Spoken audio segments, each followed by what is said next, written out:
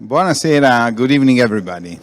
We are here again for the second leg of our afternoon, talking about purpose, shared value and social generativity. The second part of the afternoon will see, let me say, the two founders or co-founders of both words, in fact. We will start with a video by Mark Kramer, and we will end a long journey of the afternoon with Mauro Magatti, which is in a way the father of social generativity. There is also mother, there are uncles, but in general, let me call him the father. I think it fits. First of all, let's start with the concept of shared value. We have seen before one of the partners of FSG. FSG is the home of the Shared Value Initiative. And Mark Kramer, together with Professor Porter, Mark Kramer is a senior fellow at the CSR Initiative of Harvard Kennedy School of Government, and also the co-author, together with Professor Porter, of the 2011 Harvard Business Review article, Creating Shared Value. So that's where all was born. Mark has led consulting engagement across all of FSG's impact areas, with particular emphasis on philanthropic strategy for private foundations, shared value initiatives, strategic evaluation, and impact investing. He's a frequent speaker around the world on topics like catalytic philanthropy, collective impact, creating shared value, new approaches to evaluation, impact investing, and social entrepreneurship. Today he will share with us what shared value is and how they are trying to implement the concept of shared value globally. So it's also a home for leaders, the Shared Value Initiative. So I would say let's start with that. Mark, the floor is yours, and here's Mark's video. Buongiorno, I'm Mark Kramer, and it's a pleasure to be with you today, even if it's only virtually. Believe me, I wish I could be there in person. I want to take just a few minutes to talk about this concept of creating shared value that my colleague, Professor Michael Porter, and I have developed at Harvard Business School over the last decade. Because we believe that this idea of creating shared value helps companies implement a sense of purpose, as my colleague Adib described with the Purpose Playbook, which, by the way, we are so pleased to have now translated into Italian. So what is this idea of creating shared value? Well, it's really rooted in the idea of competitive strategy. You know, many companies say that they want to be the best in their industry. But what Professor Porter would say is there is no single best in any given industry because there are many different customer segments. And each customer segment has a different set of needs.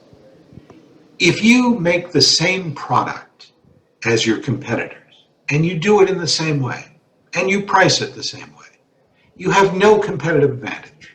Really, all you can do is discount your price, and your competitors will discount theirs, and you get into a battle where you simply eliminate your profitability. And that's not a good way to run a business. The better way, Professor Porter would say, is to differentiate your product by picking the customer segment you want to serve and meeting their needs better than anyone else in the industry by developing a unique set of activities that create a different product. And what we've come to see is that having a sense of purpose and thinking about the social and environmental impacts of your business can enable you to differentiate in ways that create a competitive advantage. What's a quick example? Well, when I teach the course at Harvard Business School on creating shared value, I usually start with a case about a small life and health insurance company in South Africa. This is a company that has grown quite a bit in the last 20 years, but was started with less than $1 million investment, but a very simple idea. It was a health insurance company that wanted to make their customers healthier. That was their purpose. And to really live up to that purpose, They began to develop a set of incentives that rewarded their customers for engaging in healthier behaviors, doing things like exercising regularly or eating healthier foods. And so they began to develop this system of rewards, everything from cash payments to frequent flyer miles to discounts to free Starbucks coffee. And you have to set a set of goals for yourself. When you live up to meeting those goals each week, you get rewarded with incentives. It sounds complicated, but it actually works. And their customer base gets sick less often and has a longer life expectancy, which makes them a more profitable health and life insurance company. In fact, their medical costs are about 15% lower than other companies in their industry, and their customers live about 10 years longer, making them a more profitable life insurance company. This strategy has differentiated them from every other life and health insurance company, not only in South Africa, but in the world. They very rapidly became the most successful health insurance company in South Africa by far. But beyond that, they have partnered with many of the largest life insurance companies in the world to bring their unique approach to actually making people healthier and live longer to countries around the world. And they now operate in partnership with other life insurance companies in almost every major life insurance market in the world. It's an astonishing success story, and it came from reinventing the idea of life and health insurance, not just to spread risk, but to actually reduce risk by this very sophisticated set of incentives. So that's one example, but when Professor Porter and I talk about this idea of creating shared value, we talk about it happening at three levels. The first level is different products or markets. Are there customer segments that you could serve whose needs you don't currently meet? Perhaps it's a lower income customer segment and you need to design a different, less expensive product to serve their needs. Or perhaps it's a customer segment that has special needs. And again, you can design products to meet those needs and begin to sell those products in ways that generate higher profitability than simply competing on the same old products with your existing competitors. The second level of creating shared value, we talk about increasing productivity in the value chain. We've worked with companies that have taken social and environmental conditions for granted, such as Nestle, the chocolate company, that for years simply bought cocoa on the open market without really thinking about the very low productivity and severe poverty that so many smallholder farmers live in Ghana and Cote d'Ivoire, where nearly half the world's chocolate comes from. Well, a number of years ago, they decided they should actually do something about those farmers' conditions. They've donated millions of healthier cocoa plants to farmers. They've employed more than 1,000 agronomists to go in and work with farmers to teach them how to grow their crops with greater productivity and higher quality.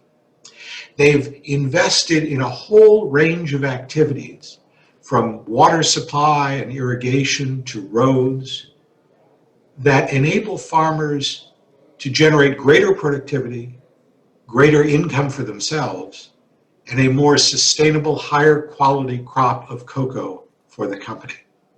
It's increased the productivity of their value chain by solving a social and environmental problem that was at the very core of their business and that they had ignored for more than 100 years.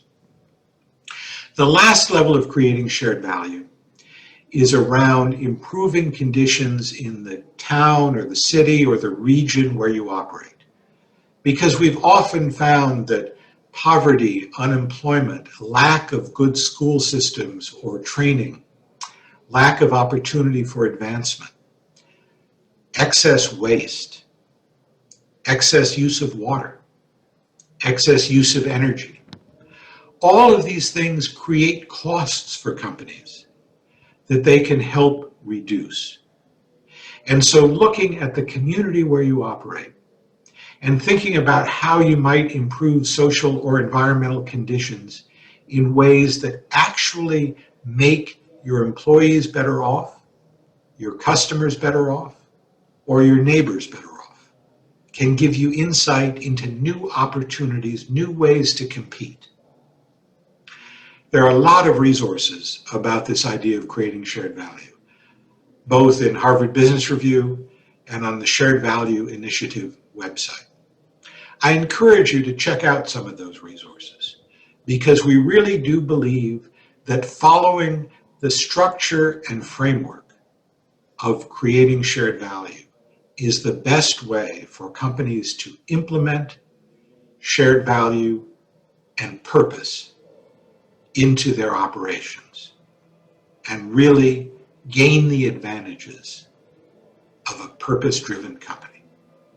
Thank you for letting me be with you today, and I wish you the best conference possible. Thank you.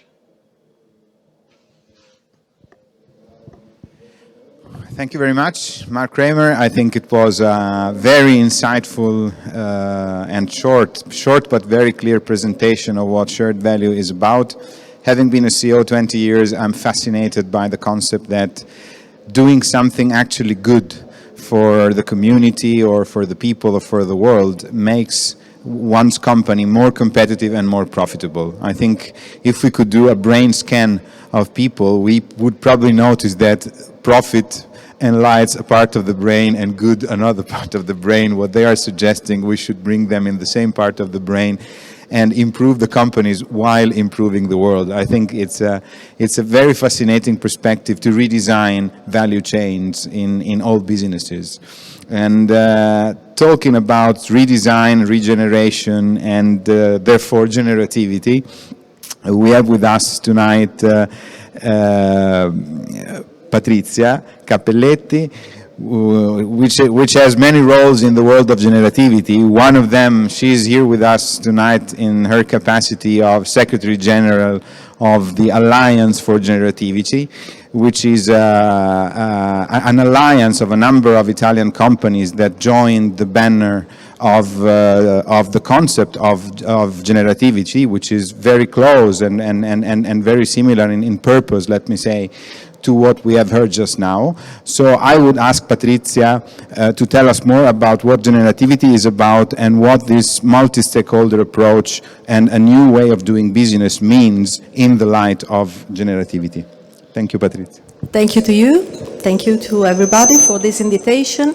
It's a great honor for me to talk after Professor Kramer, of course, and I hope to give a small contribution, but a useful contribution to day-to-day's discussion, sharing with you our experience as Alliance for the Social Generativity.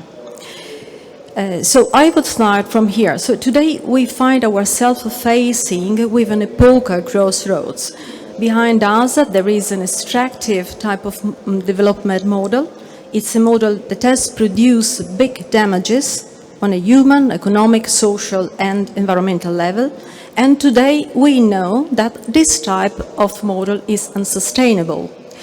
That not yet could be a more advanced socioeconomic model capable of guaranteeing both prosperity and social development, democracy and human flourishing for all. We talk about social generativity in order to tell such opportunity, to take a leap forward in history and open a new phase of development. So, what is this idea of social generativity? First of all, it is an anthropological movement. So it reminds us that the meaning of our life and the possibility of totally fulfilling ourselves does not depend so much from extracting value that is consuming, but above all, the ability to bring something new, something beautiful, useful for us and for others into life.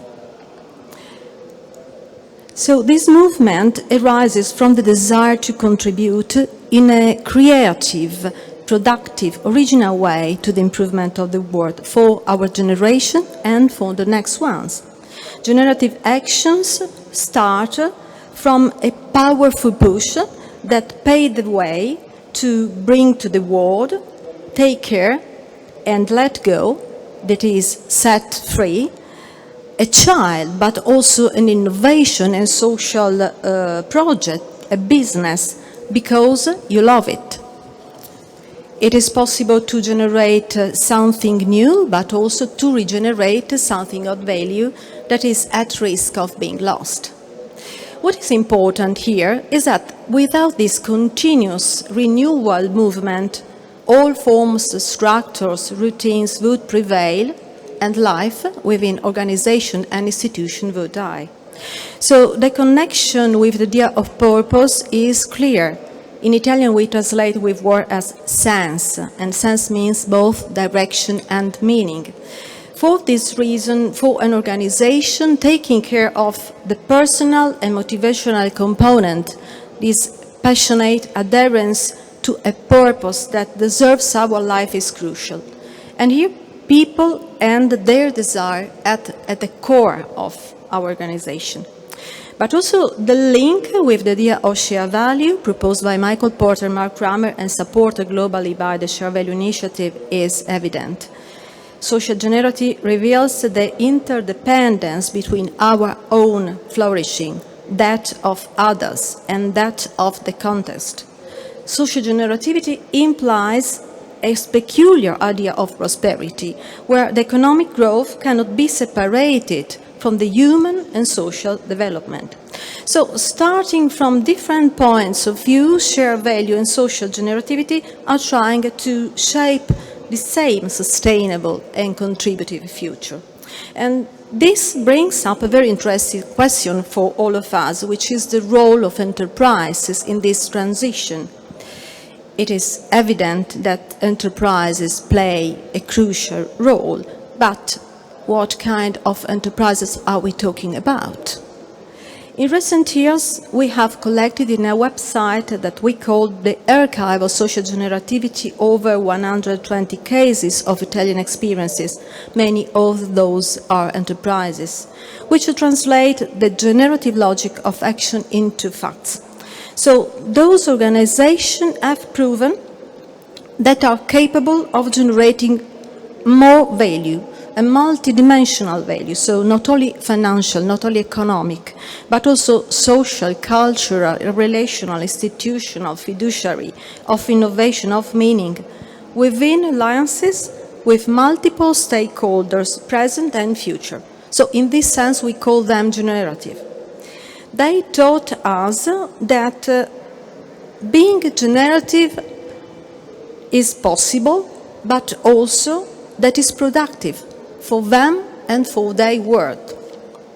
So such companies are facing now a peculiar transition that we call from production to generation. In other words, they are passing from a self-referring turbo-expansive system to a system that is socially productive and is capable of continuously regenerating the condition for the prosperity of humans and their desires. So, listening to these companies, it emerged that time is more important than space for them. In fact, social generativity always translates into new processes that open in three directions. So, the first one is along the timeline, and we talk about intertemporality. So, started processes are sustainable on one hand, and carefully to enhance the intergenerational dimension on the other hand. The second point is along the line of relationship with others, and here we talk about authorization. So that is processes that authorize others, and in other words, they make others authors of their own life and increase their power of action. The fourth point, we talk about exemplarity. It is along the line of context. So these processes respond to the need of functionality. Of course, these enterprises make beautiful products that respond to the need of functionality, but also to the question of meaning. For this reason, these enterprises become the new cultural leader, because they are capable of inspiring others to start a new generative process and so produce more value. So we believe that the shared value, the value in common, originates in the intersection of these coordinates. In this year, many people and organizations are fascinated by the idea of social generativity. Many companies are looking for new ways to realize their own prosperity, but also to develop their territories, the flowering of their people and communities, the quality of their products, and not least caring for the whole planet.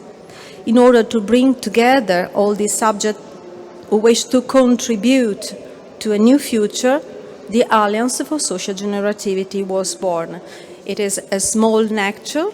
Actually, we are about 30 different organizations for science and sector, profit and non-profit, but it's a network unique in its kind. We have started several projects, and among the others, there is the last creation is the fourth report of contributive sustainability. This is a process that go and evaluate, try to read the company's actions through the lens of social generativity, and offers companies strategic tools such as the social generativity index and a few matrices of materiality and conquest for their territories. So, just to conclude, coming back to the logic that is at the base of this alliance, of our experience, we believe that promoting alliances between people, community, territories, enterprises, institutions is the way to foster new historical phase and a new kind of development model that will be sustainable to the extent that will be also able to educate and activate the desire to contribute to each and everyone. Thank you. Thank you very much, Patrizia.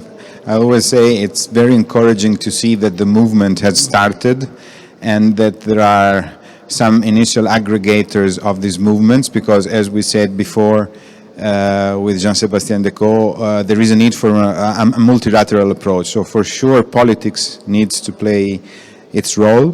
For sure big business, multinational business needs to play its role, but also citizens and small organizations can play a fundamental role because they represent the territory, so that they can bring the strength of the territory and of real people and some creative ideas. So that's all, I think, very encouraging as far as the Italian landscape is concerned. We move to the next step, to the next level as well, in terms of companies that are represented in the next panel. The next panel is called Shared Value Tested by the Facts, because interesting and nice as it sounds, it requires very heavy work of redesign and of repositioning of priorities within companies. And we have the pleasure to have with us four business leaders representing various sectors and also various sizes of operations. So I will start with the people that were kind enough to join us physically, so you will have the courtesy advantage of being physically here. So we'll start with Sofia Marudia, which is General Manager and ESG Officer of the SNAM Foundation.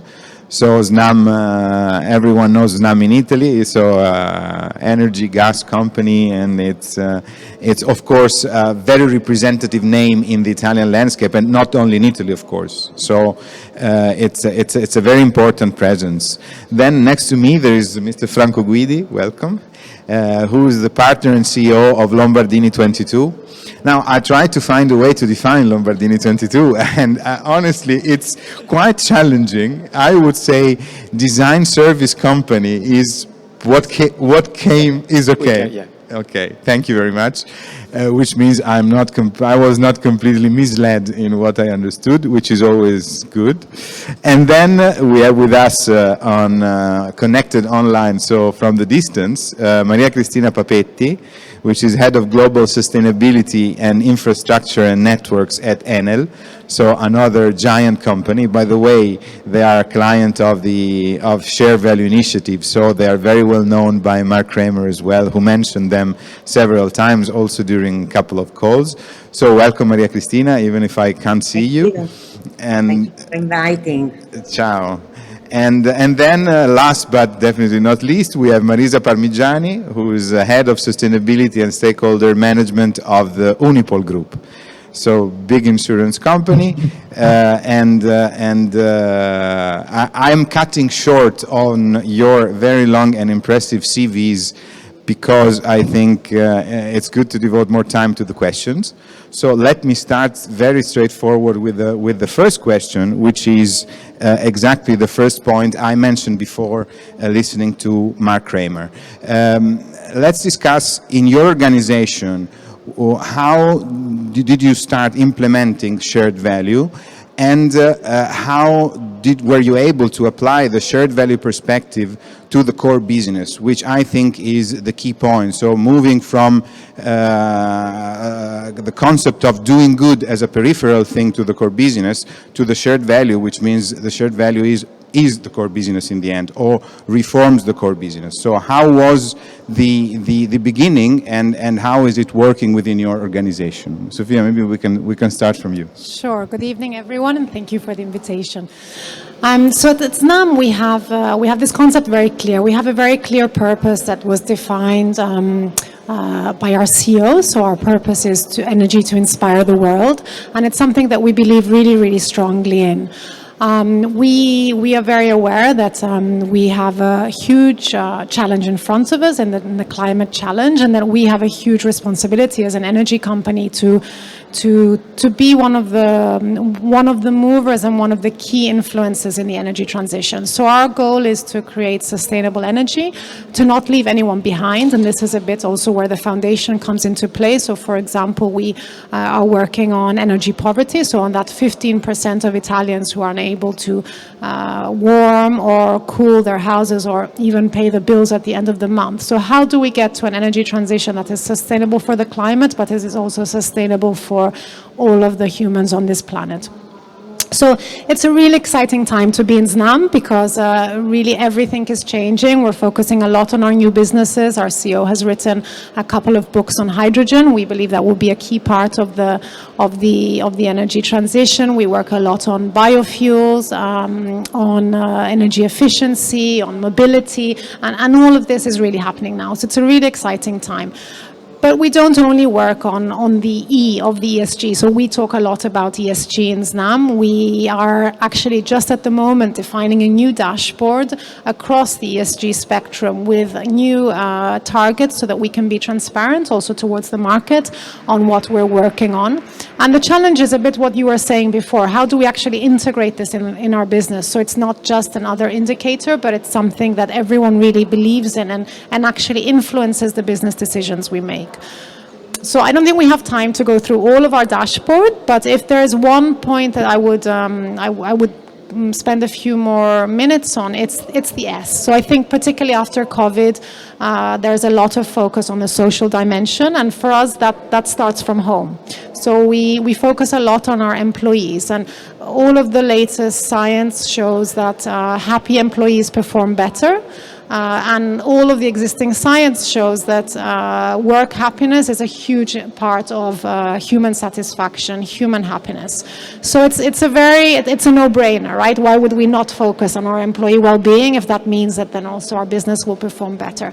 So we focus a lot on them, but in turn we ask a lot from them. So they are actually the key part of how we achieve the rest of our positive impact. They're very involved in the foundation work, but not only. So we work very closely with them really to increase our impact. But I can come back to that on the second round. Thank you very much. Happy employees. I think you have something to tell about this, as much as I understood about your company. Yes, we as a design company, we work a lot with companies to create space that really engage people and help them do the work in the best way possible. And this has been our tradition for the last years, and especially now with the transition and the acceleration of process of change that COVID is bringing, we are now in front of a new challenge, and it's how we bring the power of the office space, the physical space, and the community that this generates for our clients into something that is a blended physical space and digital space. And on this kind of research, we have been looking at neuroscience to see whether neuroscience can help us design something that is goes beyond what people say and about what people feel in the space we live, where we live, where we basically, where we study, where we play, where we have leisure. So for us, as we work on the physical space, it's pretty easy to work on the good. So we are not working too much on the efficiency of space, but really to create value for the company. So the company can have people that are more engaged and at the end more productive, and also give a sign to the other that the company cares about people.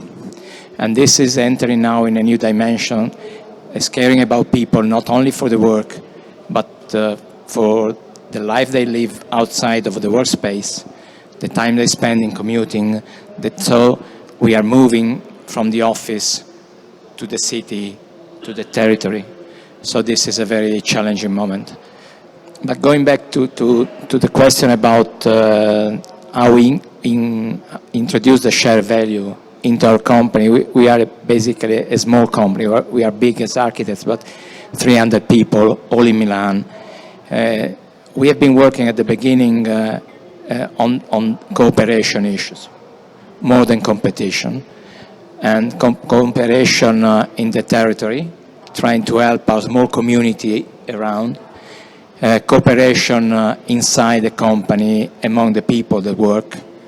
And you know, architects and engineers can be very egocentric, and it's very difficult to have them work together.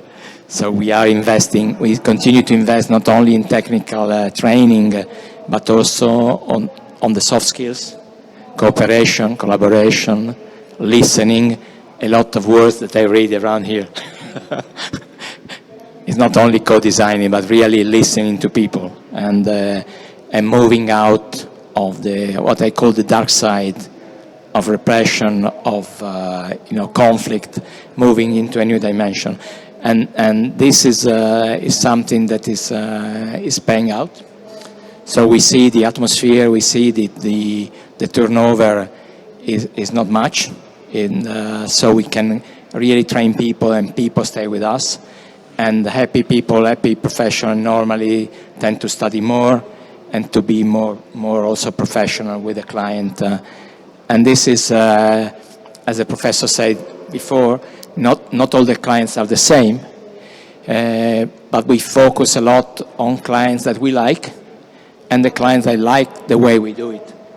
And this is as simple as is. And what is important for us is that what you see is what you get. So, now people, especially young people, have a lot of connection before joining us. They tend to move on LinkedIn to find out who we are really about what we say. And for the moment we are surviving, so but it's a challenge every day. One question to the CEO of a small company, which means relatively small, but anyhow, it means you face your bottom line very often. I mean, everyone does, but in smaller companies, I know by experience how it works. So, do you see any tension in your company between the necessary attention to the results and to the bottom line and introducing this concept, or is it the same thing, therefore there's no tension between the two? I think the tension is something that is linked to a vision that is a vision of the past. And especially true now with ESG and all the investment companies that are looking at things in the right way. But what we are learning from our research in neuroscience is that our brain is not divided in left and right. Our brain is a symphony of rational thinking, emotions, sentiment. So we are moving into, let's say, a quantic atmosphere. So we do not breathe or walk in a separate way. So we do all together. And our brain is not designed to separate. Our brain is working together. So we cannot thinking of achieving results, avoiding the emotion. So we have to bring the emotion in the picture, because the emotions are very important. And once you put the emotion into the picture, I think people tend to really go deeper into what the bottom line is. I would say, luckily enough, we are not listed in the stock exchange, so we don't have to produce quarterly results. But I see the financial world now looking more long-term, especially with ESG, especially in our market, so in the built environment. Now we are looking at portfolios of big investors, how these portfolios are ESG ready. And we see that with the time going on, this ESG readiness is going down if we don't do something. So we will see a lot of investment in the right direction. And in a way, I would say that the professionals are not ready for the change that will happen in the next few years. Thank you very much. And on your comment on listening, there is a very nice sentence with which I love in the Talmud that says, "Do you know why God gave us 2 ears and 1 mouth?" You know the answer. We know the answer. You know the answer. Anyhow, now let's move from Talmud to Enel and to Maria Cristina Papetti. The question is what we have been asking until now. How was the introduction of the shared value perspective? And you've been actively working also with Mark, so it would be very interesting for us also to hear how this whole process worked for you, and how is it going, in fact? Maria Cristina. Thanks. So it's always a pleasure. I've been lucky enough to spend a lot of time working with Mark and also Michael Porter at the beginning, because as someone said also before, this is the journey. So I jumped into the two professors in 2011, right after they wrote the first article on shared value. And the reason was very simple. If we go back also a little bit on the Purpose Playbook, I started working on that 2 years ago in the Shared Value Initiative, because Enel is in the Leadership Council of the Shared Value Initiative. And so you know that part of the playbook is on 3 dimensions, mostly, let's say, strategy, operations, and people. So my 2 colleagues before were focusing on people, which I will say is one of the most relevant part of the way that we can change and affect our industry or the market in which we are in. But I will start with the strategy, because that was exactly the reason why in 2011, at the time I was working in Enel Green Power. Enel Green Power at that time was the small renewable company inside the huge utility of Enel. And Francesco Starace was the CEO. And so the beginning of the story with the CEO and the CFO, Alberto De Paoli, the 2 people that now are leading the huge Enel group nowadays, they wanted to grow in terms of renewables on the market.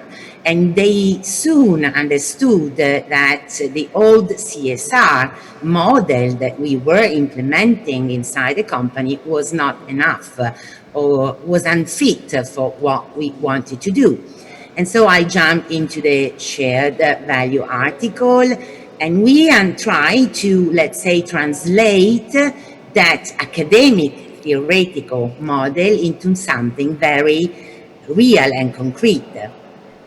And that's why I was referring to the strategy, because the strategy at the time was growing in terms of changing the business model, investing and growing in renewable energy all over the world.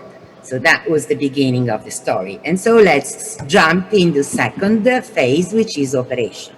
And to change your operation and your business model, you have to understand your value chain and affect your value chain through processes, organization, culture, so education and training with the people. And that was amazing, was an incredible experience. I think that Marx often refers to the idea that you can start this journey alone and you learn a lot, also making a lot of mistakes, just to be quite clear and frank and honest. But then you soon understand if you want to affect much more in terms of impacts, you have to scale up not only the model, but also involving a lot of different actors. We will call them stakeholders. And right after you arrive to perform in an ecosystem approach. And this is exactly the story, because a few years later, Francesco Starace first has been appointed at the head of the group, and Alberto De Paoli, the CFO, the same. We followed, and we had to implement that approach at the entire group level. That was not easy, because you can enter and change also the culture and the operations. If you are in a value chain which is quite brand new, just to make an example, at those time, referring to renewable energy, we had the business development phase, the engineering and construction phase, and at the very end of the value chain, the operation. But when you have to deal with a huge group that is already in operation, meaning has already a lot of assets all around the world, dealing with thermal generation energy, where in most of the cases, the relationship with stakeholders at community level were not even so good, you have to change completely also your culture and the way you are interacting with the people at different levels. And so we changed, considering also the suppliers, and so that's why we are referring to the supply chain inside the value chain as an enabler of what we are doing. And of course, when you start a journey like this, you have to find your own purpose.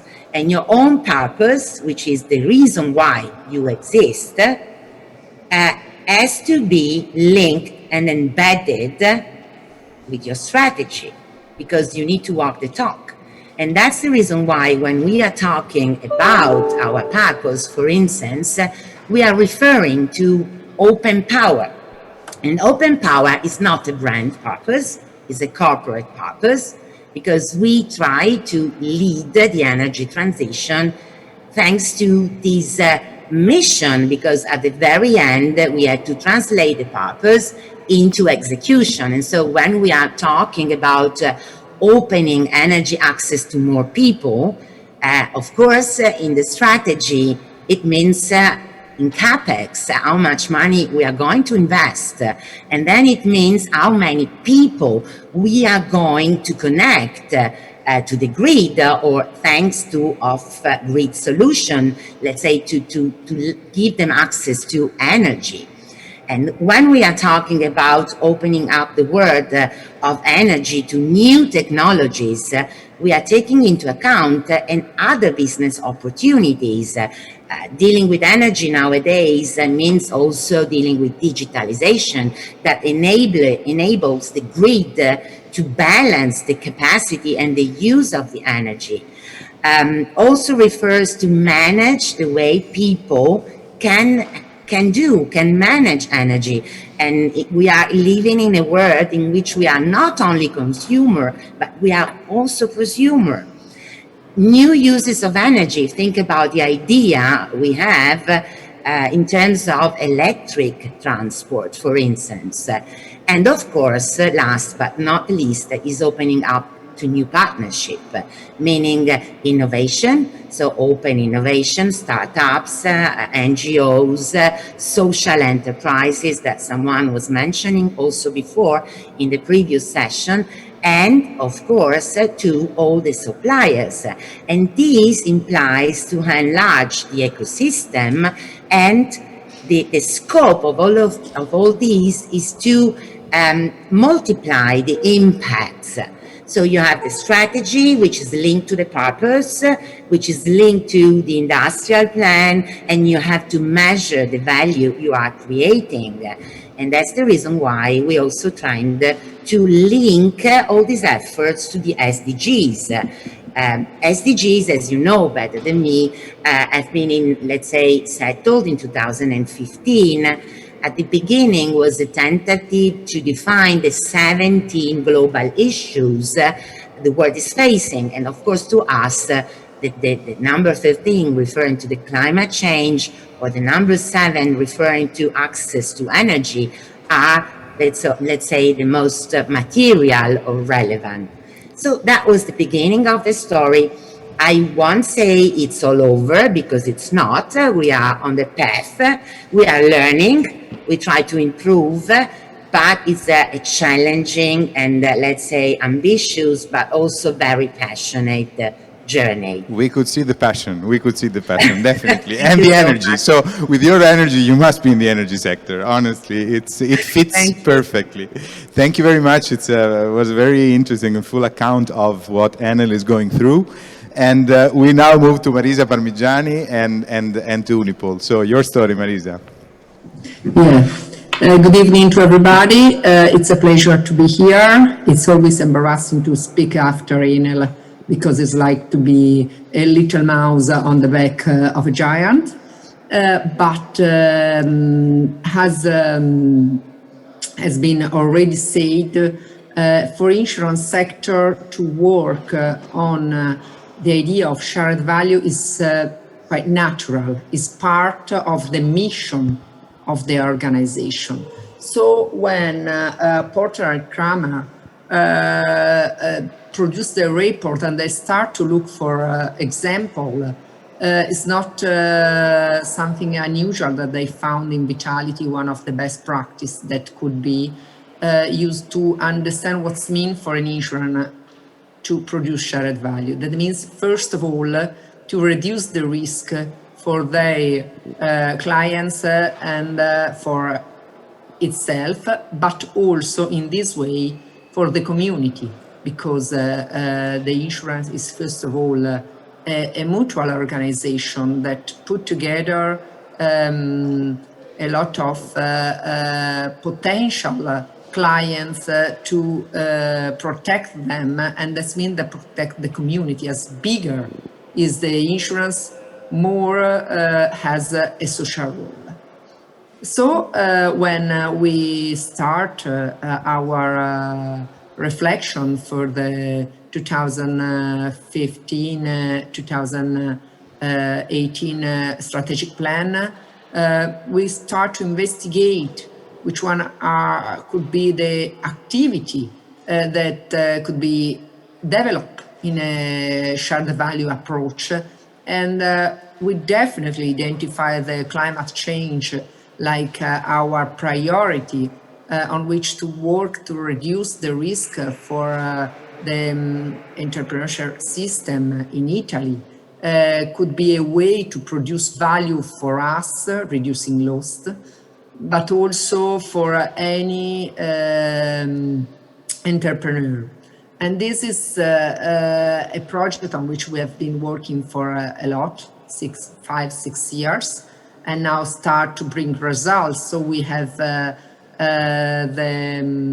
we have tested that it can be not just a good activity in a sense of moral, or like Maria Cristina said before, CSR approach, but is a good activity in sense of competitiveness and capacity to survive in the market, because for an insurance in Italy now, to afford correctly the risk of natural disaster from climate change means to survive in the next 10 years. After this, pilot activity, we have been able to work for this strategic plan that is 2018-2021, putting shared value like one of the 5 strategic priorities area for the plan, and especially connecting that to our principal SDGs on which we can have an effect, that are the SDGs 3, 8, and 11, because are that one in which to protect people and company means to go towards a more sustainable system, more equal, and more inclusive. Because, and I would like to finish with this idea, to do that, to do really shared value, you have to identify the leverage that you have, your strong point, your distinctiveness, and to use that to fulfill the new needs. So our distinctiveness are definitely the capacity to use UIT in our insurance process, and to manage big data and analyze big data to reduce the risk of our clients. So we put together this leverage to work on the new strategic plan, integrating the commercial offer with the service offer in the idea of the 3 principal ecosystem that are mobility, property, and health. Thank you. Thank you very much. And I would say we all start being very tired. So speaking English late in the evening is a challenge for everyone. So I will do one thing. I will keep the second question very short, almost speed dating style, so that we don't have to start with big discussions.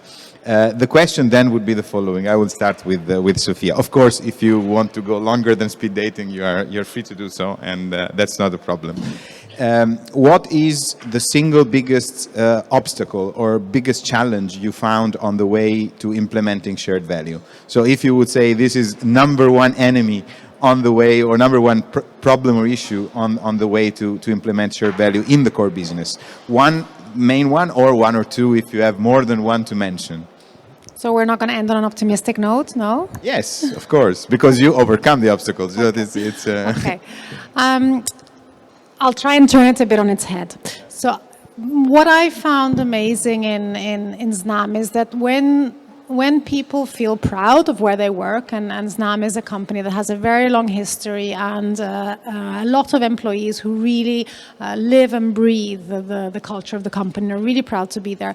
When they feel that sense of pride, and when you give them a clear objective, and when the company has a clear purpose, everything becomes much, much easier. So what I found is that when I was going to my colleagues, asking them to help me to define these ESG KPIs that we're defining, I actually didn't need to push that much. So like, for example, the people working on the supply chain, not only they wanted to make our systems better, but they wanted to make our suppliers better. So they're looking at how can I train our suppliers, how can I help our suppliers, how can I even volunteer in my extra time to educate them on various things that maybe we're more, we have more expertise on.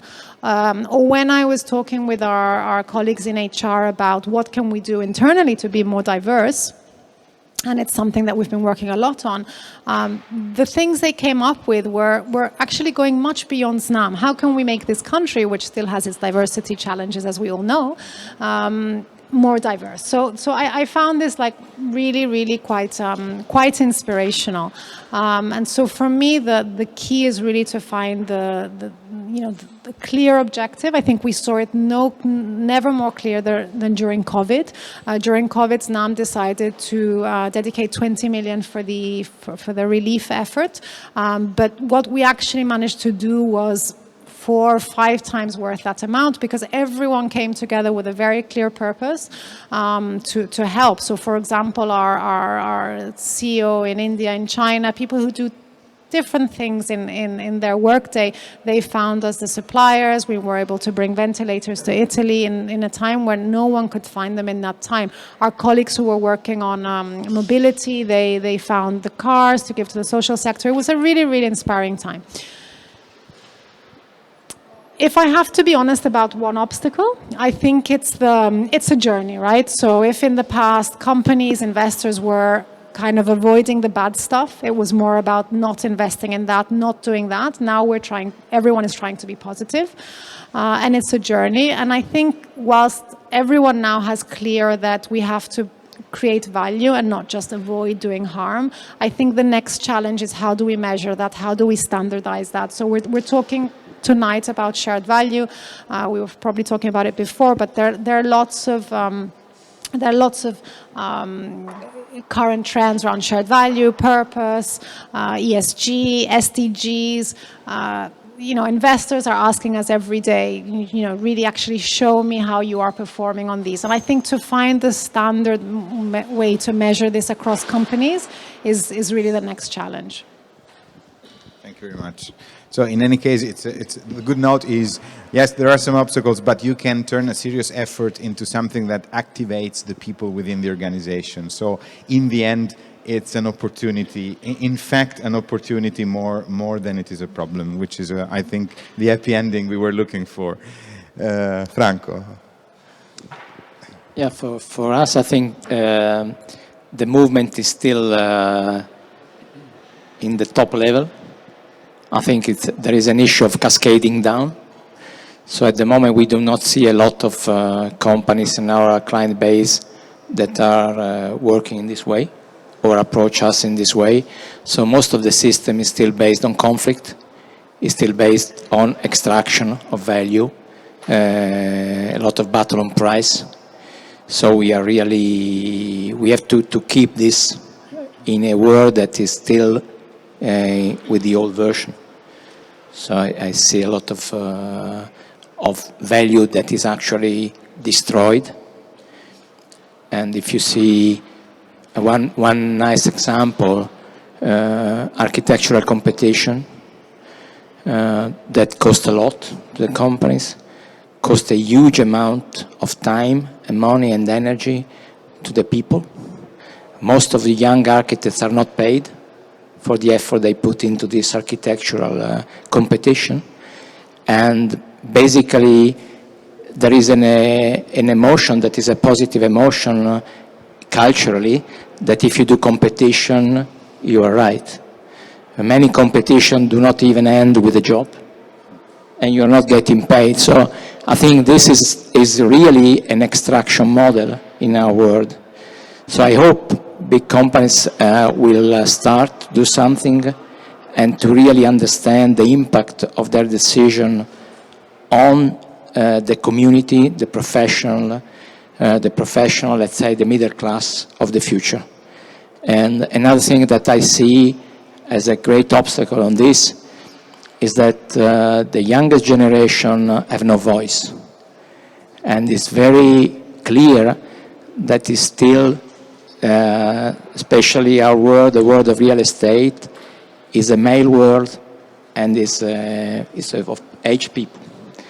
So we need to move on and to create the space for the young generation to enter in this job and bring these new values that are much more in line with the life they live every day. Thank you very much. So as a service provider, what you say is we need to turn the whole ecosystem into a shared value ecosystem, because, you know, as a supplier, it's definitely the case, and younger people are the opportunity to make this happen. They will be the demand of tomorrow. So let's hope they insist and we don't ruin their spirits too much, which is good, because if they keep going as they are, I think we have a chance. So Maria Cristina, the floor is yours. The single biggest issue you had to solve that was problematic, or an opportunity. I'm sorry to tell you that according to me, it's unsolvable. Meaning that if we all agree with the idea that the shared value is a journey, sorry, but I think it's a never-ending journey, simply due to the fact that we are talking about catching business opportunities by solving social issues. And as you know better than me, social issues change as well as business opportunity change. So we need to analyze, understand the context, and being able to be there, catching those business opportunities, solving social issues, changing our strategy, our business models, our procedures and organization. That's why it's a never-ending story. Thank you very much. A never-ending happy ending, which is good. You know? It's a good concept. So, Marisa, the last words are yours before we wrap up the panel. You can be as short as you want. Very short, because I'm very tired. So, two issues. First of all, I totally agree with my colleague from Lombardini, and the young generation and the engagement for them in the process of shared value creation is a very strong point for Italian ecosystem. For the sustainability of the economical model, but especially of the social model of the country. My biggest barrier, unfortunately, is the public administration. To really create shared value in a mutual approach to afford big social and environmental problems like climate change, demographic change, and so on, no one can do on his own without a strong relationship with public administration. And also with civil society, but it's not really able to afford this challenge, no one without a strong commitment and engagement of the regulator and of the funder for the community. Thank you very much. And we will have, it's part of the ecosystem that was mentioned before. So the elephant in the room is the public. So we will have to find a way to educate the elephant to shared value as well. So let me thank all of you for being here, and it was a big pleasure for me to share your experiences at so many different levels. Now, if you want to stay, there is Father Mauro. The father. I can afford to be a bit ironic first, because a bit of irony keeps the attention up, and at this late hour, and second because I am a friend of Mauro, so I can be a bit impertinent as well. I will not say many things on his academic status, which is quite solid. Let me tell you, it's and credible as well. He will give us a speech and close the evening before we give back the word to our American friends who have been patient and engaged enough, and they will be the final. They will have the final word after Mauro Magatti's speech. What he is going to talk to us about tonight is the new model. So a few comments on the new model of sustainable and contributive development, which is the core of the generativity idea. And so I will stop being impertinent, and I will give Mauro the word. Thank you. Thank you very much. No, I will not give a speech because it's very late. We are very tired. So I simply do make some considerations, some remarks on this afternoon, and thanks everyone for being here with us. These two remarks are based on two great teachers and two great authors. The first is Thomas Kuhn. Thomas Kuhn told us that in science, sometimes there are some paradigm shifts. That is, sometimes it happens in science that what we have looked at, the way in which the perspective that we used revealed to be wrong, and someone start a new way of looking at the reality, and we see something that we were not able to see before. And I think that, of course, I'm not the first saying that. For instance, Giovanni Dosi, who taught in this university a few years ago, has worked on that. We are in the midst of a shift in the economic paradigm. And as Kuhn taught us, this is a conflict. So I've been very happy to hear that everyone agree on this table that now a new phase of the economic action is starting. But I fear, as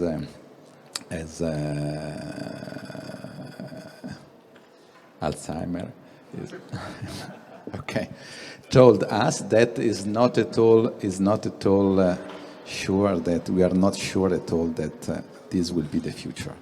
Also because the COVID may be an accelerator, as we already said, but at the same time, it may stop this process and reverse it, because certainly we'll have many social problems and many economic problems. So it may be that we may reverse our priorities. So the first consideration, moving from Kuhn, the first remarks, is that we are in the midst of this paradigm shift. We are not safe on that. We have to work on that.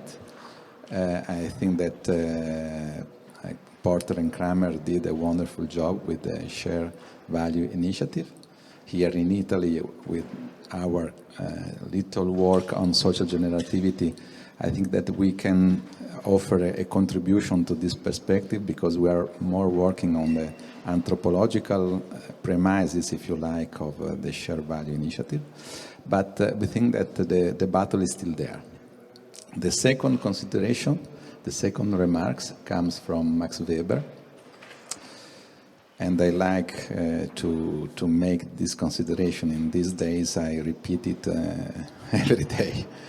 Because Max Weber taught us that the economy is not a machine, is not even a system.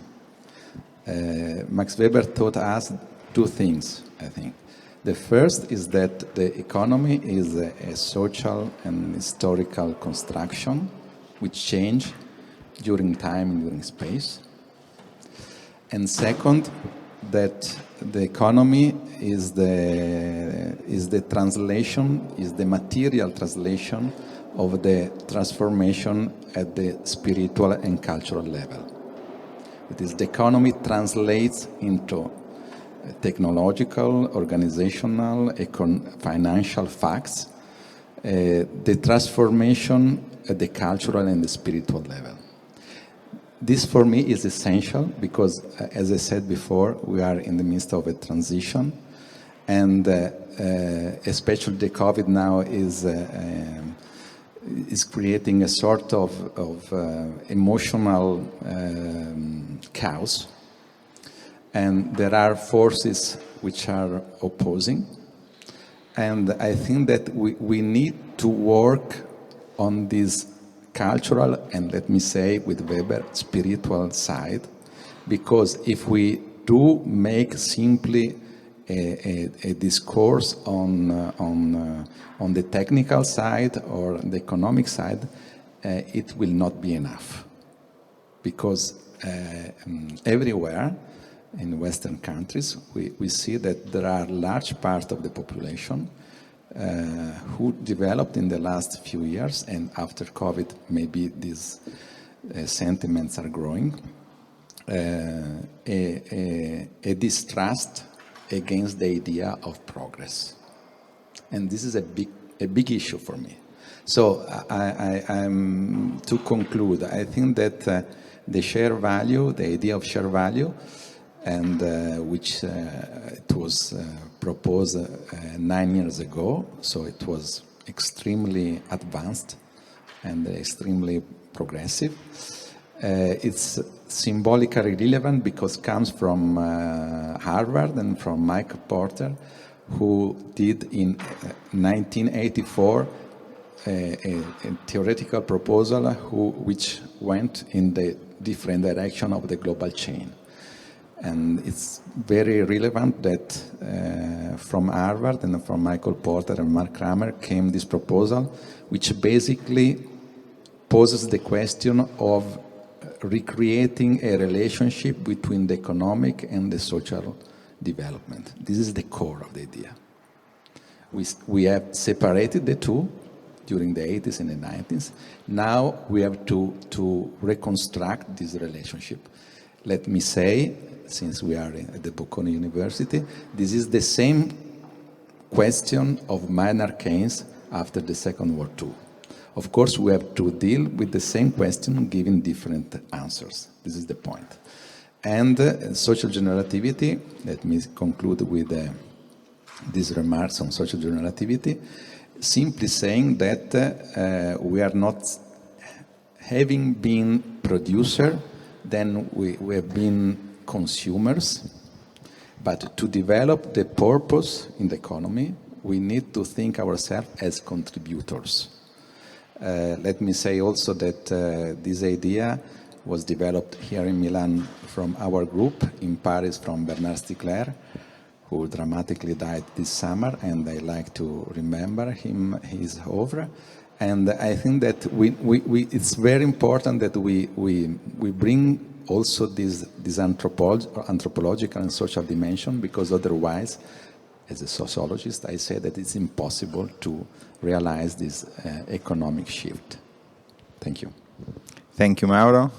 And I think it's, this adds another dimension to the discussion, which is, the upper level, and makes things even more interesting and a bit more complicated, of course.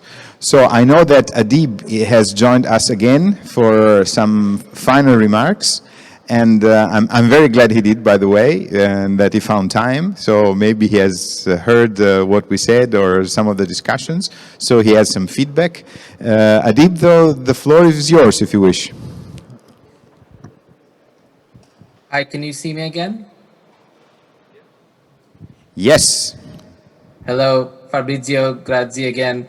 Sorry that I joined late. It is late, you've had productive conversations for 2 days. So I'm actually going to keep it very short. And instead of sharing feedback, just a few closing thoughts from my end. When I think about the social challenges that our world is facing today, COVID obviously came up in our conversation. Just in America, where I'm sitting, over 200,000 people dead. When you think about the effects of climate change, or poverty and unemployment around the world, it's hard for me not to feel frustrated. And on top of that, all of you have mentioned the challenges of partnering, the challenges of changing what we call mental models, how the current capitalist structure works, the challenges of bureaucracy and corruption. What gives me hope, though, is the fact that I'll go back to where I started the conversation on purpose, the fact that tomorrow's leaders, tomorrow's executives, both business leaders and social sector leaders are not satisfied with the private sector just making profits. They want the private sector to be more than that. They are going to be leading and pushing companies to be purpose-led. And many of you have mentioned this, and that gives me hope. It also gives me hope that we can, if we're thoughtful, we can harness technology for creating social impact as well. You know, today, because of technology, even though I can't be with you there in Milano, I'm able to join you through technology. It's because of technology that we have several efforts around the world that are looking for vaccines for COVID. So I think harnessed in the right way, that can be a huge beneficial tool for us as companies think about social impact. And finally, the third thing that gives me hope are these conversations. And again, I'm deeply grateful on behalf of my colleagues at FSG and the Shared Value Initiative to On and to all of you for giving us this platform to talk about purpose and to officially launch the Purpose Playbook in Italian in Italy. You know, companies don't become purpose-led by accident. Shared value initiatives don't just happen.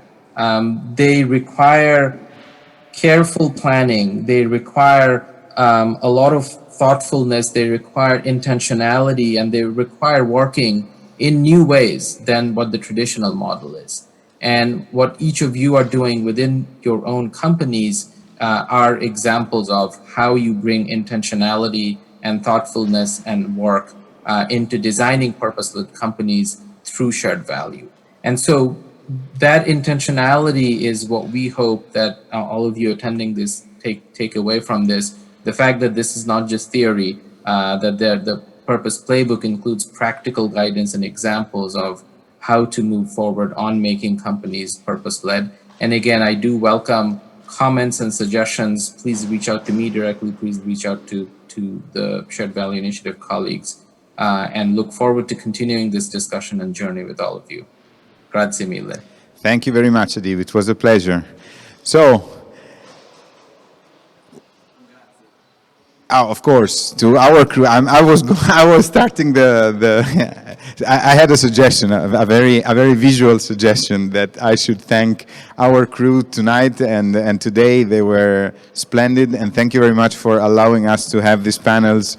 Thank you very much, allowing these panels even in these very complicated conditions. As you can imagine, they're all wearing masks, and it must be quite heavy to stand in front of people the whole day like this. So again, thank you to the organization, and thank to all of the participants. The one Marisa and Maria Cristina are still connected, or if they're still connected, thank you for coming.